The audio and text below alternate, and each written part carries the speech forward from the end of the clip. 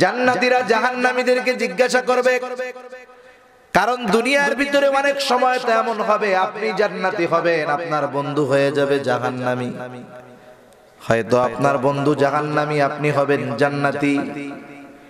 আল্লাহ রাব্বুল আলামিন জান্নাতীদেরকে জাহান্নামীদেরকে দেখাবে। এক বন্ধু জান্নাতীও যখন জাহান্নামীকে দেখবে আল্লাহর কাছে শুকরিয়া আদায় করবে, বলবে আল্লাহ আপনার কাছে শুকরিয়া আদায় করি যে আমার ওই বন্ধুর মতো আমাকে জাহান্নামে যেতে হয় নাই। ও আল্লাহর কাছে শুকরিয়া আদায় করবে।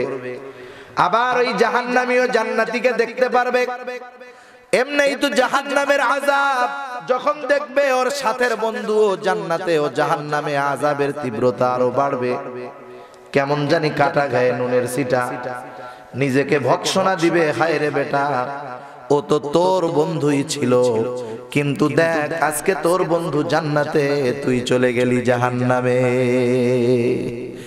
ওই রকম ওই জাহান্নামীরা যখন জান্নাতীদেরকে আফসোস দেখবে আর আফসোস করবে, হায় রে ও তো আমার বন্ধু, আমার ক্লাসমেট, একসাথে চলতাম, কিন্তু আফসোস ও কিছু ভালো কাজ করতো, একসাথে থাকার পরেও আমি ভালো কাজ করতাম না। আজকে একসাথে থাকলাম, কিছু ভালো কাজ করার কারণে আজকেও জান্নাতি হয়ে গেল, আমি জাহান্নামী হয়ে গেলাম, আফসোস করবে। আল্লাহ তাআলা এইবার ওই জান্নাতি ও জাহান্নামীদের মধ্যে কথা বলার ব্যবস্থা করে দিবেন। এইবার ওই জান্নাতি বন্ধুরা তাদেরকে জিজ্ঞাসা করবে, মা সালাকাকুম ফি সাকার। তাদেরকে জিজ্ঞাসা করবে, পাপীদেরকে জিজ্ঞাসা করবে, কোন জিনিসে দোস্ত ধরে জাহান্নামে আনলো? অথচ তো আমরা একসাথে দুনিয়ায় ছিলাম, তুই জাহান্নামে আমি জান্নাতে, কোন কারণে তুই জাহান্নামে? ও তখন অনেকগুলা কারণ বলবে। কোরআনুল কারীমের মধ্যে সূরা মুদ্দাসসির, আমি আপনাদের খেদমতে জান্নাতি এবং জাহান্নামীদের কথোপকথন, জাহান্নামীরা কেন জাহান্নামে যাবে, জাহান্নামীদের জবান থেকেই কথাগুলা আল্লাহ বলাবেন। এর মধ্যে কারণ কি? ওরা এইবার বলবে, লাম নাকু মিনাল মুসাল্লিন, আমরা নামাজি ছিলাম না, মুসল্লি ছিলাম না। ওয়ালাম নাকু নুতইমুল মিসকিন, আমরা মিসকিনদেরকে খানা দিতাম না। ওয়া কুন্না নাখুদু মাআল খায়দিন, আমরা বেহুদা অহেতুক কাজকর্মে সময় কাটায় দিতাম, বাজে আড্ডায় থাকতাম। ৪ নাম্বার, ওয়া কুন্না নুকাযযিবু বিয়াউমিদ্দিন, কিয়ামতের দিনকে অস্বীকার করতাম। কি হলো এমত অবস্থায়? হাত্তা আতানাল ইয়াকিন, হঠাৎ করে মৃত্যু চলে আসলো আর আমরা এখন অবস্থা এমন হয়ে গেল। আল্লাহ তাআলা সেই জন্য বলেন, ফাইদা জাআ আজালুহুম লা ইস্তাখিরুনা সাআতাও ওয়া লা ইস্তাকদিমুন। মৃত্যুর সময় প্রতিটা মানুষের জন্য নির্ধারণ করে রাখছেন আল্লাহ। ওই সময়ের এক মুহূর্ত আগে অথবা এক মুহূর্ত বিলম্ব করে মৃত্যু আমার আপনার কাছে আসবে না, এমনটা ভাবার সুযোগ নাই ও যুবক বন্ধু, যে আমি তো এখন যুবক, কেমন করে আমার মরণ আসবে।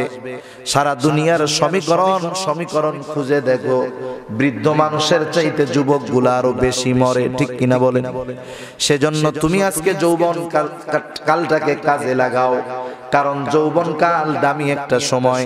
তুমি তোমার যৌবনকে খারাপ কাজে ব্যয় করো না, কারণ ইহুদি নাসারা ওরা তোমাদের যৌবনটাকে নষ্ট করতে চায়, আর ইসলাম তোমার সামনে তোমার যৌবনকালের সম্মানটা বুঝায়, ঠিক কিনা? এই জন্য নবীও আমার বলেন, কিয়ামতের দিন আরশের নিচে, যখন কিয়ামতের ময়দানে কোনো ছায়া থাকবে না কোথাও, আরশের নিচে 7 শ্রেণীর মানুষ যে স্থান পাবে, এর মধ্যে 1 শ্রেণীর মানুষের কথা বললাম, তারা হলো মুসল্লি, যাদের অন্তর মসজিদে থাকতো।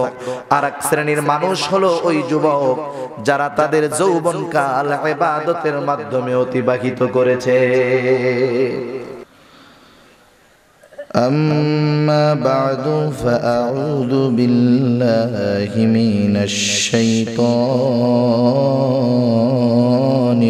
রাজীম। বিসমিল্লাহির রহমানির রহিম।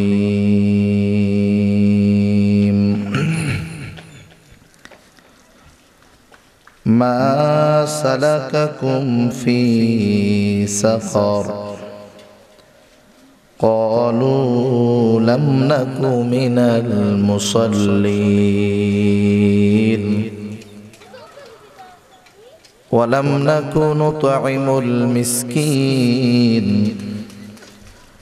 وكنا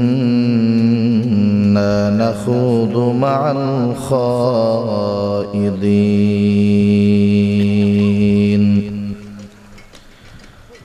وكنا نكذب بيوم الدين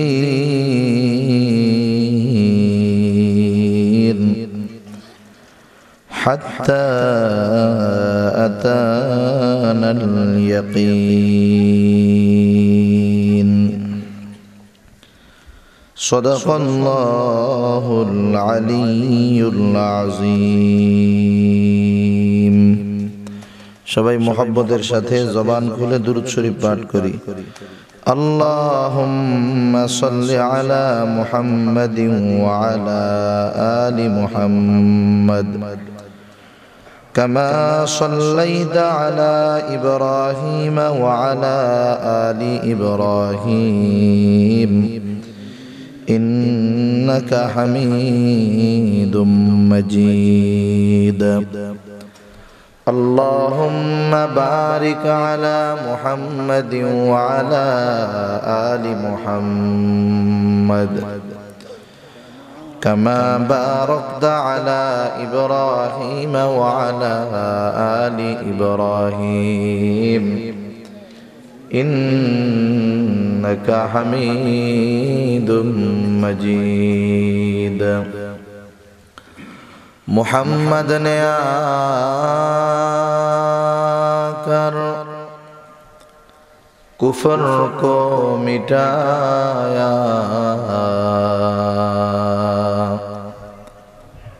کفر کو مٹا کر صداقت کو بتایا بلغ العلا بکمالہ کشف الدجا بجمالہ حسنت جمیع خصالہ صلوا علیہ وآلہ অগণিত দুরূদ ও সালাম সাইয়্যিদুল আম্বিয়া আশরাফুল আম্বিয়া খাতামুল আম্বিয়া বিশ্বনবী শেষ নবী শ্রেষ্ঠ নবী মুহাম্মদুর রাসূলুল্লাহ সাল্লাল্লাহু আলাইহি ওয়াসাল্লামের প্রতি আল্লাহ তাআলা আমাদেরকে এখানে আসার জন্য তৌফিক দিয়েছেন, তাই আমরা আসতে পেরেছি। কি বলেন? আল্লাহ তাআলা যদি তৌফিক না দিতেন, কবুল না করতেন, আমরা এখানে আসতে পারতাম না। দেখুন, দুনিয়ার সব মানুষ চায় সফল হতে, সফল। কেউ বিফল হইতে চায় না। কেউ চায় বিফল হইতে? যে ব্যবসা করে সে চায় সে সফল ব্যবসায়ী হবে। যে রাজনীতি করে সে চায় সে সফল রাজনীতিবিদ হবে। যে খেলাধুলা করে সে চায় সফল খেলোয়াড় হবে। কেউ ব্যর্থ হইতে চায় না, কিন্তু সবাই কি সফল হয়? সফল তো সেই হতে পারে যার প্রচেষ্টা, অধ্যবসায়, মেহনত, এর ভিতরে কোনো ত্রুটি থাকে না। ওই লোকগুলাই অধিকাংশ ক্ষেত্রে সফল হয়। ঠিক কিনা বলেন? বাংলায় পড়ছেন না, পরিশ্রমী সাফল্যের চাবিকাঠি। তাহলে যেই মানুষগুলা পরিশ্রম করে সে সফলতা লাভ করে। দুনিয়াবি লাইনে যদি মেহনত করে দুনিয়াবি সফলতা পায়। যে ব্যক্তি চুরি করে, চোর আসেনি আপনাদের এলাকায়? চুরি বিদ্যা মহাবিদ্যা যদি ধরা না পড়ে, সফল চোর হওয়ার জন্য অনেক মেহনত করা লাগে, জানেন? ঢাকা শহরে আপনি ভিতরের পকেটে টাকা রাখবেন, পকেট কাইটা টাকা নিয়ে যাবে, মাগার আপনার কিছু হবে না। কি মেহনত করছে চিন্তা করছেন?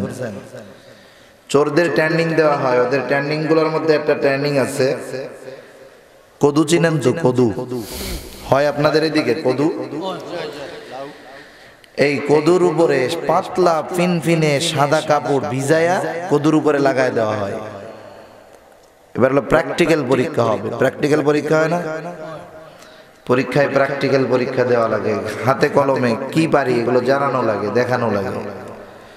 অনেক প্রশিক্ষণের পরে ওকে বলা হয় তুই দৌড় দিয়া মুহূর্তের ভিতরে ধারি ব্লেড দিয়া এই কদুর উপরের কাপড়ের উপরে পোজ দিবি, কাপড় কাটবে জানি কদু না কাটে, একেবারে পাতলা কাপড়। দৌড় দিয়া রানিং এ কেটে দিছে, কাপড় কেটে গেছে, কিন্তু একটুও কদুর গায়ে আঁচ লাগে নাই। কম মেহনতে পারছে এটা? এত সহজ? যা তুই সফল চোর। সব জিনিসেই মেহনতের পরে সফলতা আছে, সেটা বৈধ লাইন হোক অবৈধ লাইন হোক। তাহলে আমরা সবাই সফল হতে চাই, ঠিক কিনা বলেন? সফলতা আর বিফলতা, এই দুনিয়া ক্ষণস্থায়ী, এই দুনিয়ার সব সফলতা বিফলতা এগুলোও ক্ষণস্থায়ী। আমাদের প্রত্যেককে দুনিয়া আখিরাত উভয় জাহানে সফলতার প্রচেষ্টা চালাতে হবে আর আল্লাহর কাছে দোয়া করতে হবে। একটা মানুষ দুনিয়ার সব কিছুতে সফল কিন্তু আখিরাতে জাহান্নামী, এই সফলতার বিন্দু পরিমাণ দাম নাই, আছে বলেন? একজন মানুষ দুনিয়ায় কোটি কোটি টাকার মালিক, অনেক ক্ষমতার মালিক, অনেক প্রভাব প্রতিপত্তি তার ছিল, কিন্তু মারা যাওয়ার পরে এই বেটা জাহান্নামে গেছে। এমন সফলতার কোনো দাম আছে?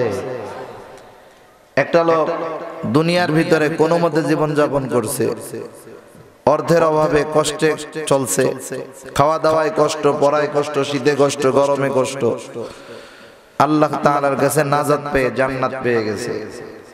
দুনিয়ার ওই কোটি টাকার মালিকের চাইতে আল্লাহর কসম ওই নাজাত পাওয়া লোকটা লক্ষ কোটি কোটি অগণিত গুণে তার মর্যাদা এবং সফলতা বেশি, ঠিক কিনা বলেন? তাহলে দেখেন, দুনিয়ায় যেমন আমরা সফলতার জন্য মেহনত করি, আমাদেরকেও আখিরাতে সফল হওয়ার জন্য মেহনত করার দরকার, আছে না নাই? আখিরাতে সফল কে?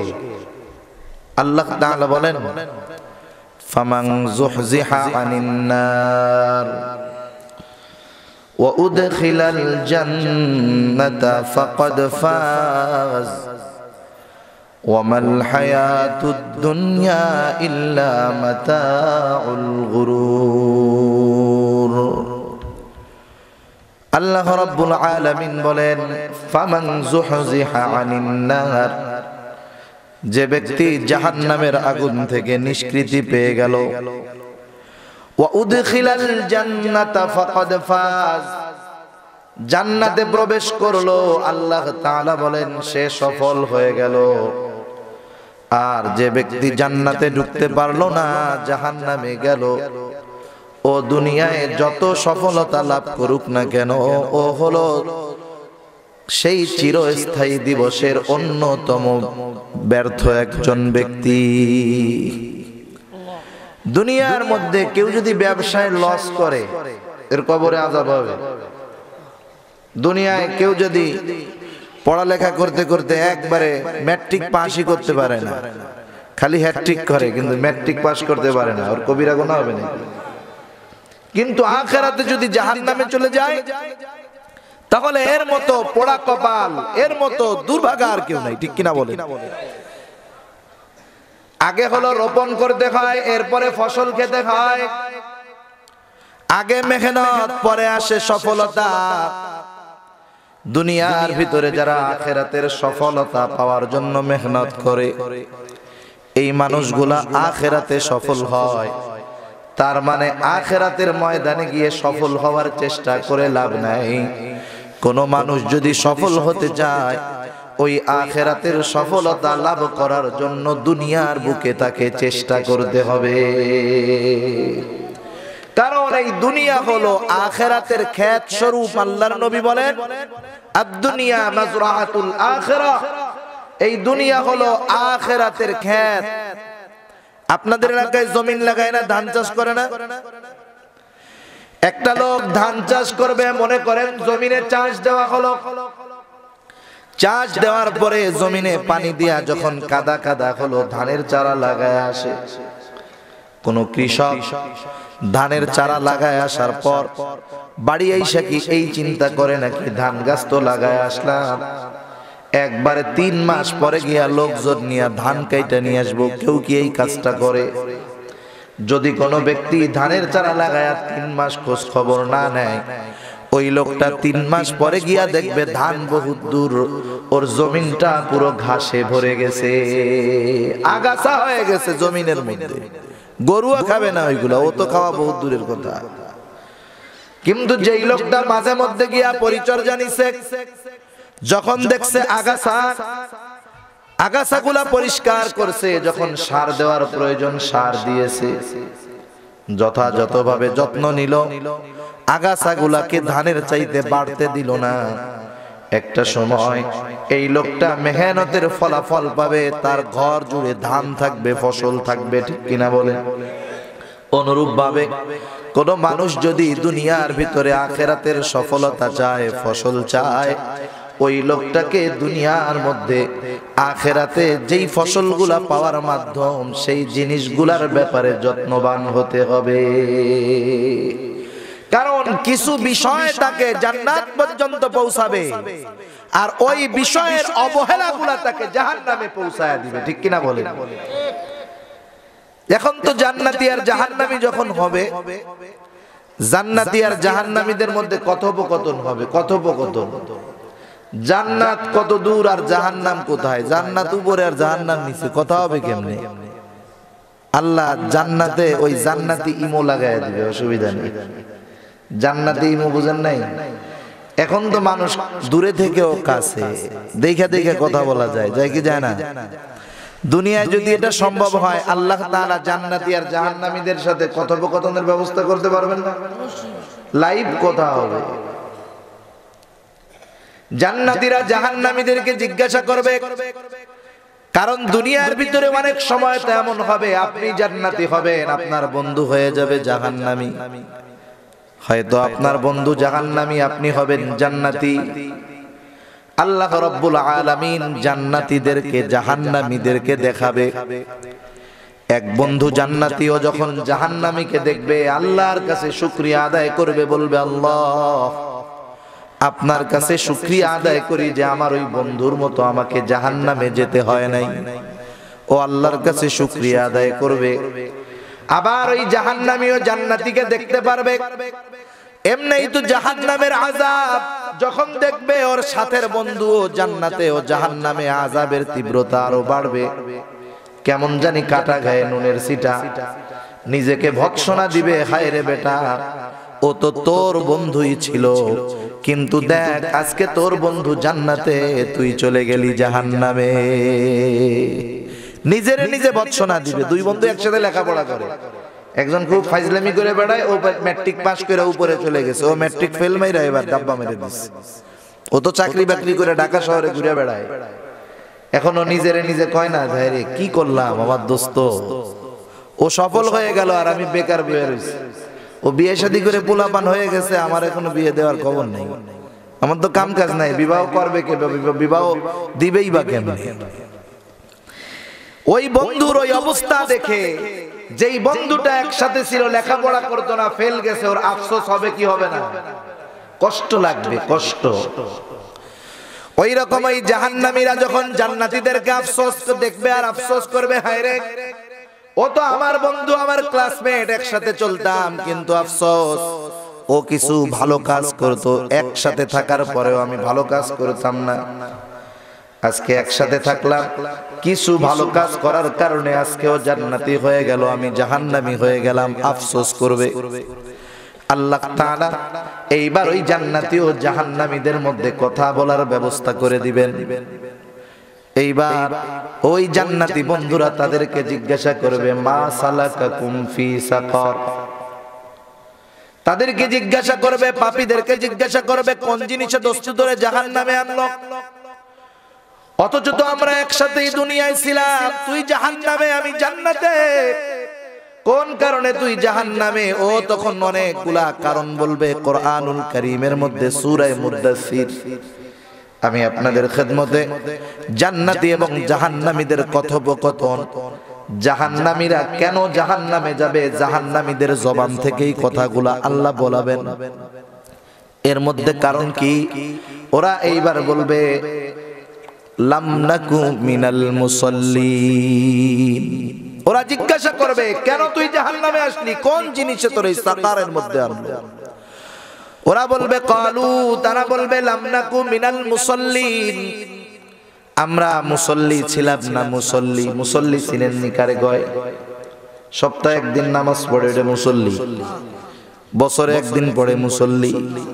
তাহলে মুসল্লিকে যে 5 ওয়াক্ত নামাজ আদায় করে এই লোকটা হলো মুসল্লি, যার অন্তরের মধ্যে সর্বদা মসজিদ থাকে, মসজিদ নামাজের চিন্তা থাকে, যার অন্তর সর্বদা মসজিদের মধ্যে থাকে। ওই লোক সর্বদা মসজিদে থাকে এমনটা নয়, ওই লোকের অন্তর সর্বদা মসজিদে থাকে। যখন ছাত্র ক্লাসে বসে অন্য মানুষকে হয়ে চেয়ে আছে আর একদিন, স্যার ক্লাস করাইছে, অনেক কিছু বলছে, এবার ওইটার ভাব দেখে কয় তুই খাড়া, এতক্ষণ কি বললাম? ও কিছুই কইতে পারে না। তুমি ক্লাসে ছিলা নাকি উড়াল পাখি মারতে গেছো, কইছিলা? ওর বডি তো ওই জায়গায় আছে, ও কই গেছে? তার মানে জিজ্ঞাসা করে তোমার মন এখন কোথায় ছিল? পড়ালেখার দিকে ছিল না, সেজন্য কিছুই টের পায় নাই। সেজন্য রাসূলুল্লাহ সাল্লাল্লাহু আলাইহি ওয়াসাল্লাম বলেন, কিয়ামতের দিন 7 শ্রেণীর মানুষ আরশের নিচে ছায়া পাবে। এর মধ্যে এক শ্রেণীর মানুষ হলো, নবী আমার বলেন, রাজুলুন কলবুহু মুআল্লাকুন ফিল মাসাজিদ। এক শ্রেণীর মানুষ যারা মসজিদে থাকতো এমনটা নয়, বরং তাদের অন্তর সর্বদা মসজিদের মধ্যে থাকতো, এদের অন্তর মসজিদে থাকতো।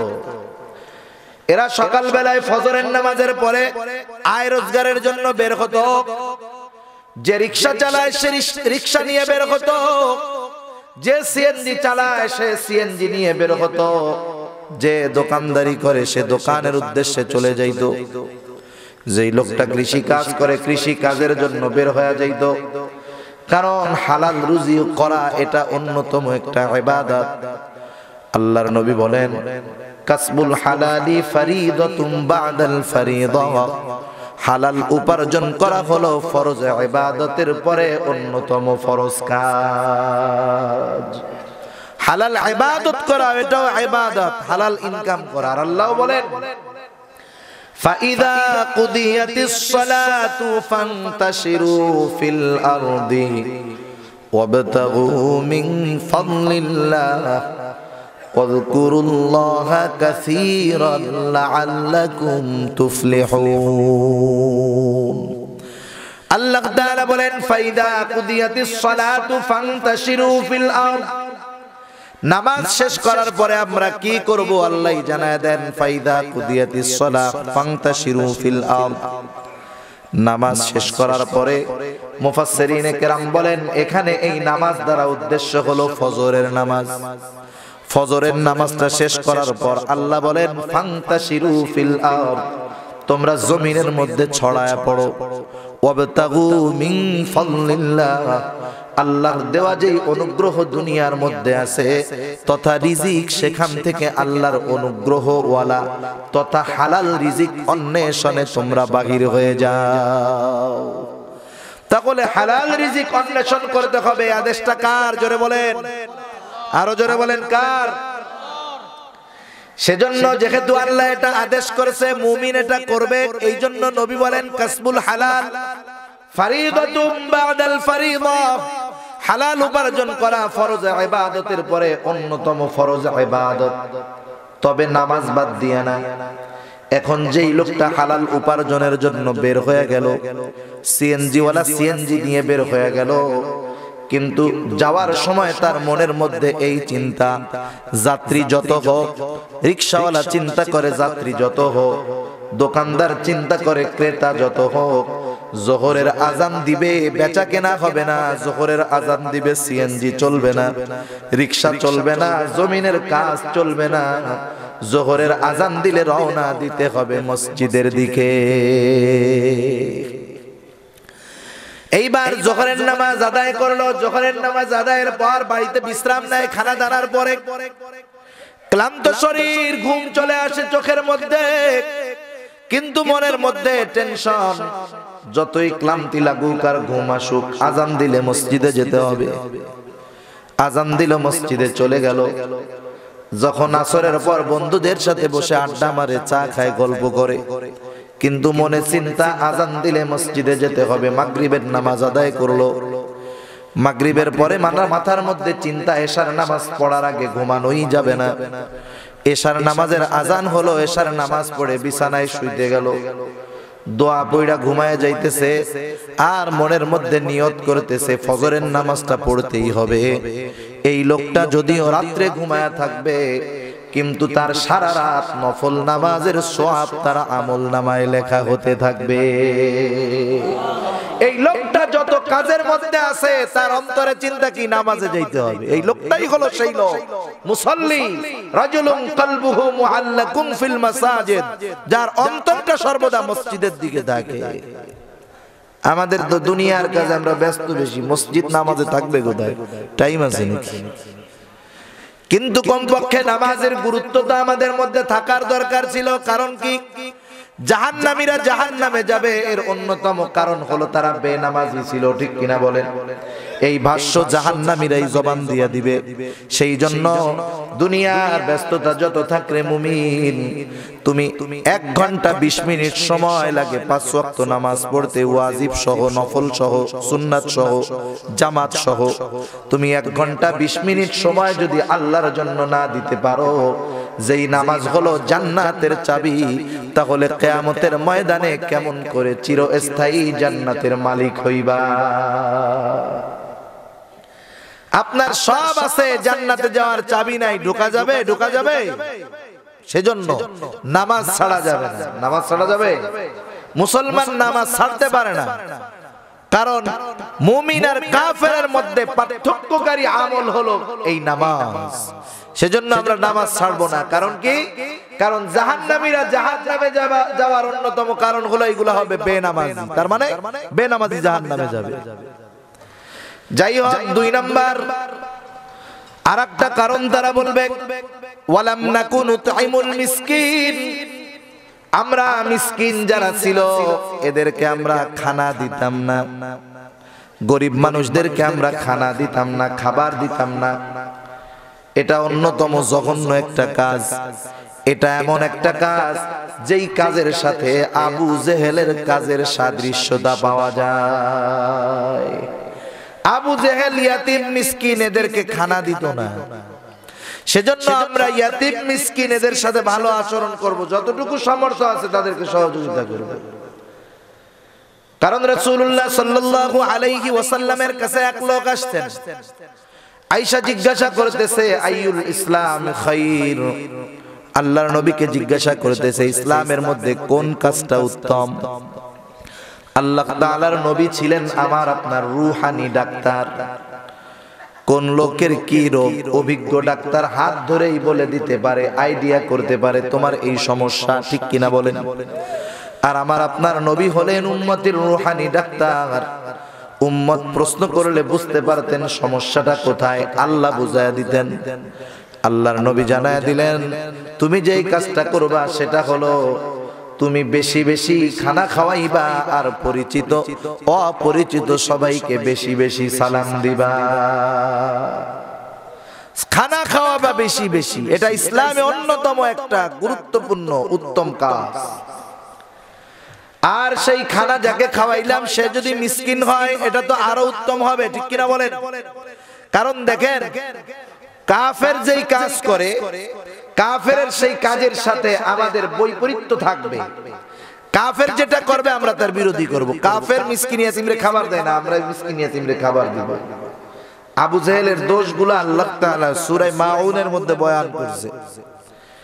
এর একটা দোষ ছিল ওয়ালা ইয়াহুদ্দু আলা তাআমিল মিসকিন, ওই ইয়াতীম মিসকিনদেরকে খানা তো দিতই না, আরো যারা দিতে চাইতো তাদেরকে অনুৎসাহিত করতো যেন খাবার টাবার দিস না। তাহলে মিসকিনকে না খাওয়ানো, গরিব মানুষকে না খাওয়ানো, এটা কার স্বভাব? জোরে বলেন, কার স্বভাব? আবু জেহেলের স্বভাব। এই স্বভাব আমরা আমাদের মধ্যে আনবো না। এবার তারা বলতেছে আর কি কারণ? ওয়া কুন্না নাখুদু মাআল খাইদিন, ওয়া কুন্না নুকাযযিবু বিয়াউমিদ্দিন। এরা বলতেছে আমরা অযথা ফাহেসা বাজে আড্ডার মধ্যে সময় কাটাই। কি আপনাদের এইদিকে চার দোকানে আড্ডা আছে না নাই? চার দোকানের আড্ডা তো এমন একটা আড্ডা, এই চায়ের দোকান এমন একটা দোকান যেই জায়গায় অধিকাংশ গীবত, পরনিন্দা আর তোহমত তথা বড় বড় সব গুনাহগুলা এই জায়গাতে হয়। চার দোকানগুলা তো আজকে টেলিভিশন ছাড়া ফুল মাডা। টেলিভিশন ডিশের লাইন যদি না থাকে, ওর চার কেতলি সকালে জ্বালাবে, আগুনে পানি শুকায় শেষ হবে, মাগার চা বিক্রি করে শেষ করতে পারবে না। এই অবস্থা না? এই অবস্থা না? আর যার দোকানে মোটামুটি ডিশের লাইন, টেলিভিশন আছে, ওর ব্যবসা পুরা সেই বাম্পার ব্যবসা, 10-15 কেতলি চা বিক্রি হয় ওইটা। আর দোকানে সব সময় ভিড়। শুধু যে বুড়া থাকে তা না, ওই জায়গায় বুড়া মানুষের অভাব নেই। আপনাদের এলাকায় দেখে নাকি বুড়া মানুষ? আমাদের এলাকায় তো আমরা দোকানে ঢুকতে পারি না, মুরব্বীদের জ্বালায়, লজ্জার ঠেলায়। আপনাকে ওই অবস্থা? হায় হায় হায়, এই সিলেটে ওই অবস্থা। ডিশের লাইনে চায়ের দোকানগুলোতে কোরআনের তিলাওয়াত দেখায় না, ওয়াজ মাহফিল দেখায় না, একের পর এক সিনেমা চলে। সিনেমা মুরব্বীরা তিন মাথায় এক জায়গায় কইরা, বিগত জীবনে কারেন্ট ছিল না, ডিশের লাইন ছিল না, যেই কাজা আছে একসাথে সব আদায় করে। ঠিক কিনা বলেন? এক নজরে তাকায় থাকে, চোখের পলকও পড়ে না, আর মনে মনে কইরা হারে আমাদের যৌবনকালে যে কেন এগুলো ছিল না, কত কিছুই না আমরা মিস করছি, আমাকে পোলাপান কত ভালো কিছু পাইতেছে। চার দোকানে সময় কাটায় দিচ্ছেন, কিন্তু চিন্তা করেন দাড়ি বেঁকে গেছে, শরীরে বল নাই, দাঁত নড়ে গেছে, কবরের মধ্যে এক ঠ্যাং চলেই গেছে। এখনো যদি চায়ের দোকানে বেহুদা সময় কাটানো হয়, তাহলে এর চাইতে বদনসিব আর কি হতে পারে? এই সময় তো আমার আপনার জন্য আল্লাহর পক্ষ থেকে ছিল অন্যতম দামি এক নেয়ামত। ঠিক কিনা বলেন? সেজন্য এই সময়গুলো আমরা বেহুদা কাজে কাটাবো না। আমরা যুবক ভাই যারা আছেন, মোবাইল ফোনের মধ্যে ফেসবুকে ঢুইকা, ইউটিউবে ঢুইকা অযথা সময়গুলো কাটাবেন না। আপনি অনলাইন ইউজ করেন, ফেসবুক ইউজ করেন, ইন্টারনেট ইউজ করেন, ভালো কাজে ব্যবহার করেন, ভালো কাজে এইগুলা চালান। আপনি কোরআনের তিলাওয়াত শুনেন, আপনি একটা মাহফিল শুনেন। আপনি আপনার এই সময়গুলা যে নষ্ট করতেছেন, কিয়ামতের ময়দানে এই সময়টাও আমার আপনার বিরুদ্ধে আল্লাহর কাছে সাক্ষী হয়ে দাঁড়াবে। কারণ এই দুনিয়ার যত নেয়ামত আল্লাহ তাআলা আমার আপনার কাছে আমানত রাখছেন। কি রাখছেন বলেন? আমানত বলতে শুধু যে টাকা পয়সা বুঝবে এমনটা না। আল্লাহ তাআলার গোলামি করা এই ইবাদতগুলো, এটাও আমাদের কাছে আমানত। আল্লাহ রাব্বুল আলামিন বলেন, ইন্না আরাদনাল আমানাতা আলাস সামাওয়াতি ওয়াল আরদি ওয়াল জিবাল فأبين أن يحملنها وأشفقن منها وحملها الإنسان। আল্লাহ রাব্বুল আলামিন আমানত পাহাড়ের কাছে, আসমানের কাছে, জমিনের কাছে পেশ করলেন। পাহাড়, আসমান, জমিন আল্লাহ তাআলার আমানত গ্রহণ করতে অস্বীকার করলো, ভয়ে বিদীর্ণ হয়ে গেল, তারা গ্রহণ করলো না। আল্লাহ রাব্বুল আলামিন বলেন, ওয়া হামালাহাল ইনসান, আল্লাহর এই আমানত মানুষে গ্রহণ করলো, বহন করলো। মুফাসসিরিনে কেরাম বলেন আমানতটা কি? আমানত হলো, কেউ বলেন কোরআন, কেউ বলেন আল্লাহ রাব্বুল আলামিনের আদেশ নিষেধ তথা এই শরীয়ত হলো আল্লাহর আমানত। এই যে নামাজ, এটা আমার আপনার কাছে আল্লাহ আমানত দিয়েছেন। রোজা, হজ, যাকাত, যত আমল আছে এগুলা আমার আপনার কাছে আমানত। আমি যদি আমার এই আমানতগুলার খেয়ানত করি, এই যে আমার অঙ্গ প্রত্যঙ্গ, দেহ, চোখ, কান, নাক, মুখ, এগুলা সব আল্লাহ আমার কাছে রাখছেন আমানত। আল্লাহ রাব্বুল আলামিন সেই জন্য কোরআনুল কারীমের মধ্যে বলেন, ইন্নাল্লাহা আশতারা মিনাল মুমিনিনা আনফুসাহুম ওয়া আমওয়ালাহুম বিআন্না লাহুমুল জান্নাহ। জান্নাতে যাইতে চান কারা কারা? একটু হাত উঁচা করেন। নারায়ে তাকবীর। আল্লাহু আকবার। একটু জোরে কর, নারায়ে তাকবীর। আপনারা তো এখনো খান নাই, খাওয়ান আছে না আপনাদের লাগা? আর একটু পরে দেওয়া হবে, খিদা বেশি লাগুক। কেউ যদি বলে যে তাকবীর দিয়ে আমার 2 গুণ খিদা লাগছে, এরে 2 প্যাকেট দিবেন আমার পক্ষ থেকে। মিথ্যা কথা কইলে কিন্তু পেটের মধ্যে যে ওই খাবার মারামারি করবে। এই জায়গায় ডাক্তার থাকলে দোয়া করতেছে, আল্লাহ হুজুরের দোয়াটা জানি কবুল হয়।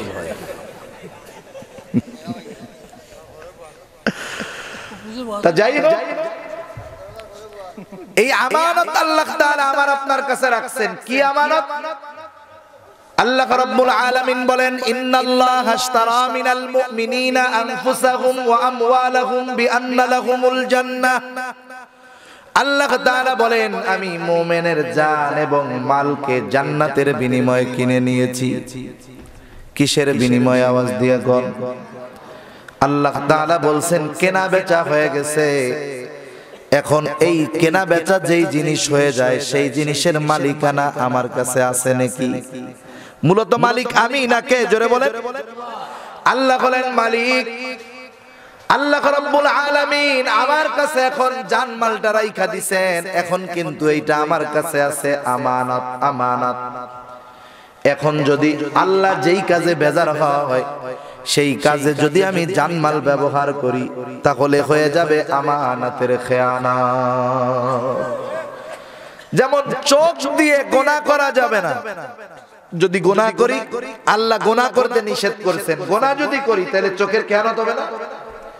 আল্লাহ তাআলা কোরআনুল কারীমের মধ্যে বলেন, ইয়ালামু খাইনাতাল আ'য়ুনি ওয়া মা তুখফিস সুদূর। আল্লাহ তাআলা জানেন চোখের কি খেয়ানত আমরা করি। আল্লাহ বলেন ইয়ালামু খাইনাতাল আ'য়ুন। আল্লাহ তাআলা চোখের খেয়ানতের ব্যাপারেও খবর রাখেন, জানেন। শুধু তাই নয়, অন্তরের মধ্যে কি গোপন রাখি তথা অন্তরের কি খেয়ানত করি, দুনিয়ার কেউ কিন্তু জানেন না। আর আল্লাহর নজর থেকে এটা লুকানো যায় না। কেমন এক বেষ্টনীর মধ্যে আমরা আছি। প্রধানমন্ত্রীর সামনে অথবা কোন যদি সিসি ক্যামেরা এই জায়গায় লাগানো থাকে, সিসি ক্যামেরা লাগানো আর লেখা আছে আপনার গতিবিধি পরিলক্ষিত হচ্ছে, সাথে সাথে আমি রাস্তায় চলার পথে সিসি ক্যামেরা দেখলেই আমার হাঁটার মুডটা পাল্টায়া দেই, কথার মুড পাল্টায়া দেই। অথচ আল্লাহ তাআলা 2 জন কেরামান কাতিবিন আমার সাথে রাইখা দিয়েছেন। শুধু তাই নয়, আল্লাহর নজর থেকে আমার আপনার এক মুহূর্তের জন্য বাইরে যাওয়া সম্ভব নয়। সে আল্লাহ সব সময় সবকিছু দেখতেছেন। তাহলে কেমন করে এই মহান রবের রাখা আমানতগুলার খেয়ানত আমরা করি, এটা আমার বুঝে আসে না। সেজন্য এই সময়টাও আমার আপনার কাছে আমানত। এই সময় আমি যদি গুনার কাজের মধ্যে ব্যয় করে দেই, তাহলে এই সময় কিয়ামতের ময়দানে আমার বিপক্ষে সাক্ষী হিসাবে দাঁড়াবে।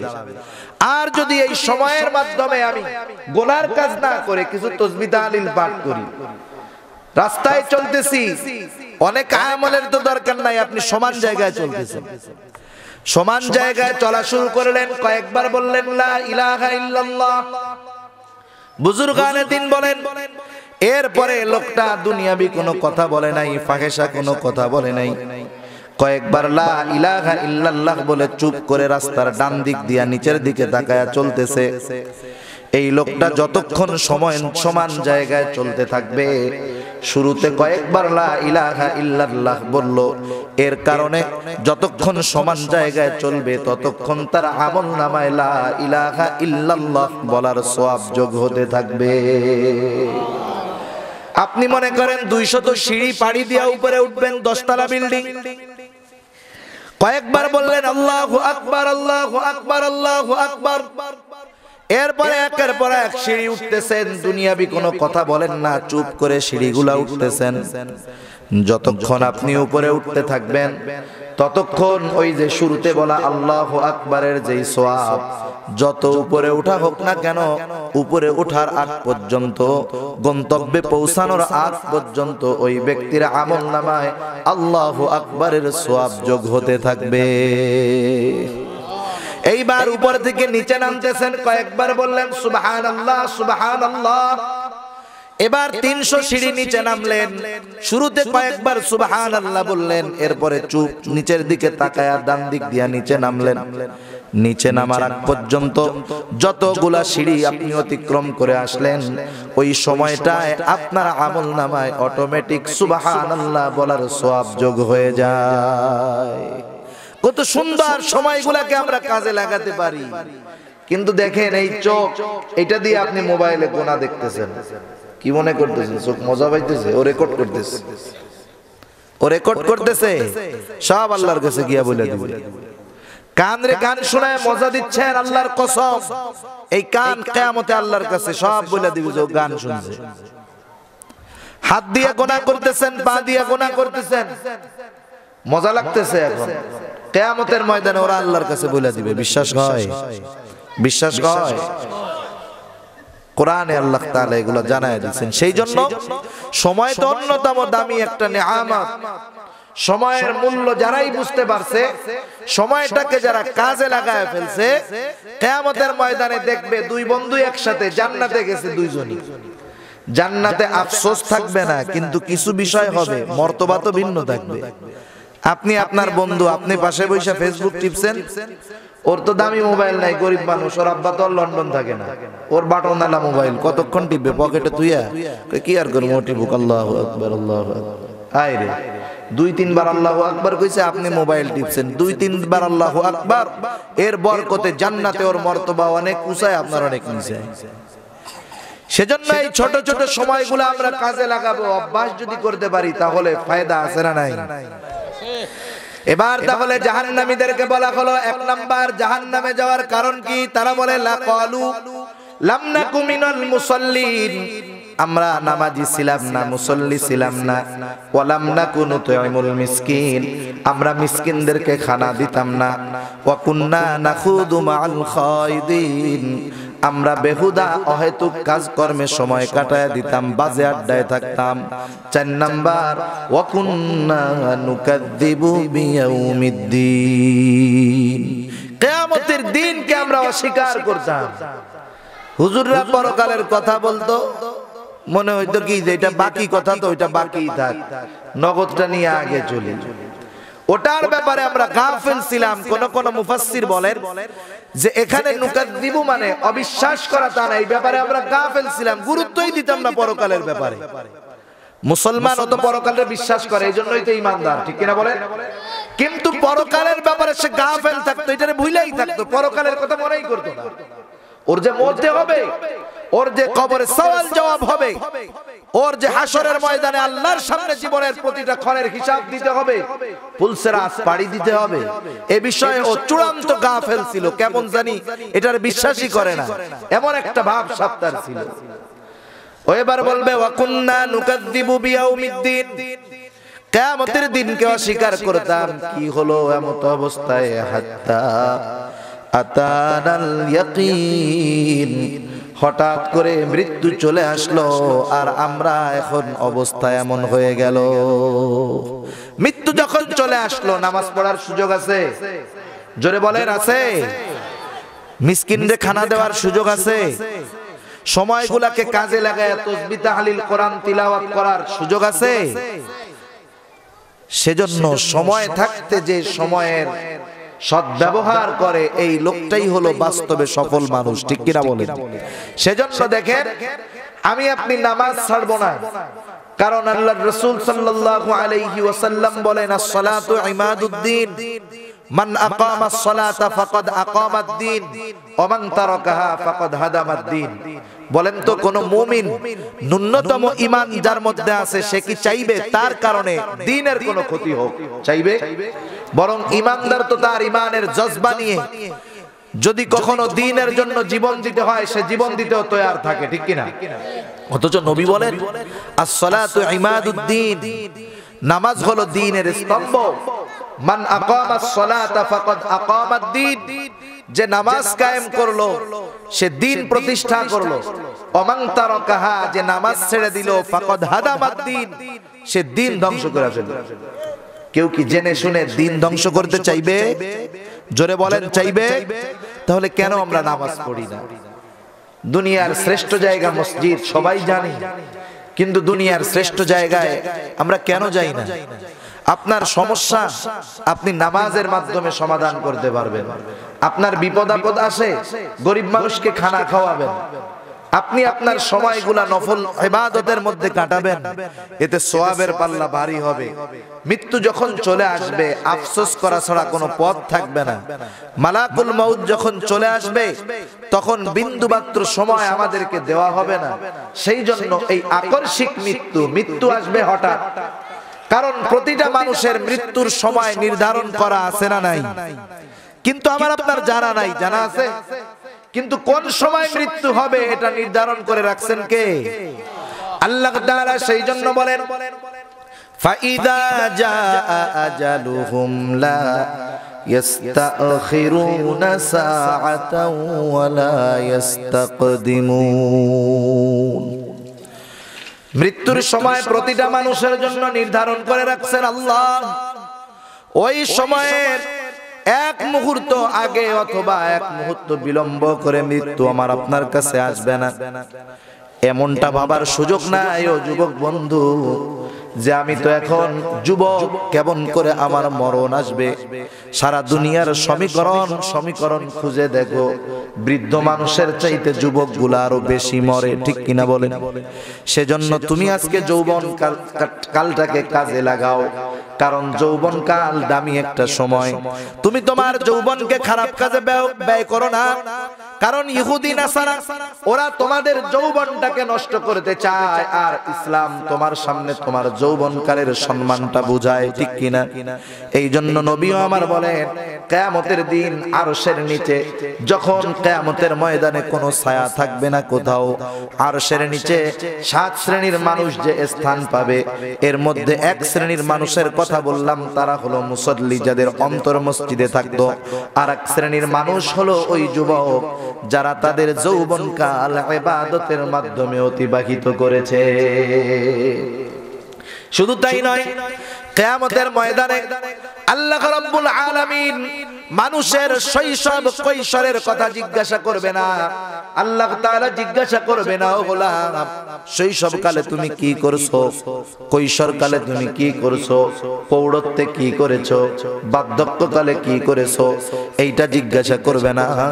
নবী আমার বলেন প্রতিটা মানুষকে জিজ্ঞাসা করা হবে তুমি তোমার যৌবনকালটা কিভাবে অতিবাহিত করেছো।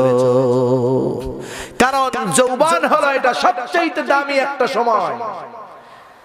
সেজন্য আমার আপনার যৌবনকে কাজে লাগাতে হবে, যৌবনকে ইবাদতে অতিবাহিত করতে হবে। তাহলে কিয়ামতের ময়দানে হিসাব সহজ হবে, আরশের নিচে ছায়া পাওয়া যাবে। সেজন্য যুবক ভাই অনেক আছেন, আপনারা গুনার মধ্যে যাবেন না। আরো সিলেট অঞ্চল, মৌলভীবাজারের অঞ্চল, এইসব এলাকার মানুষেরা দিন প্রিয়। ইহুদি নাসারা খ্রিস্টানেরা বিভিন্ন ভাবে বিভিন্ন দিবসের নাম দিয়ে, বিভিন্ন উৎসবের নাম দিয়ে, বিভিন্ন সুযোগ সুবিধা দিয়ে আপনাদেরকে গুনার পথ ওরা সুগম করে দেওয়ার চেষ্টা করবে, কিন্তু আপনাদেরকে শত বাধা পেরিয়ে জান্নাতের পথের পথিক থাকতে হবে, ঠিক কিনা বলেন? কারণ মৃত্যু যখন চলে আসবে তাওবা করার সুযোগ থাকবে না। মৃত্যু যখন চলে আসবে ফিরে আসার আর সুযোগ থাকবে না। এর আগেই আমাকে জান্নাতের বাসিন্দা হওয়ার চেষ্টা করতে হবে। আল্লাহ সুবহানাহু ওয়া তাআলা আমাকে আপনাকে সব কথা কোরআনুল কারীমের মধ্যে জানায়া দিয়েছেন। বলেন, এই যে ওয়াজটা করলাম যে জাহান্নামীরা কেন জাহান্নামে যাবে, কয়েকটা কারণ আপনারা জানলেন না? একটা জিনিস বলেন তো, মানুষ একটা ভুল অপরাধ করে ফেলছে, একজন না জেনে করছে, ওই অপরাধী ওর সাথে একজন জেনে করেছে। বিচারক যখন বিচারের ময়দানে বিচার করবে, আদালতে ওরে জিজ্ঞাসা করবে তুই ভুল করলি কেন, এটা যে অপরাধ জানতি না? ও বলবে যে হ্যাঁ জানতাম কিন্তু করে ফেলেছি। আরেকজনকে বলবে তুই কেন অন্যায়টা করলি, এটা যে অন্যায় জানতি না? ও বলবে যে না আমি জানতাম না, জানলে কি করতাম নাকি? বলবে দুইটারে দুই রকমের শাস্তি দে।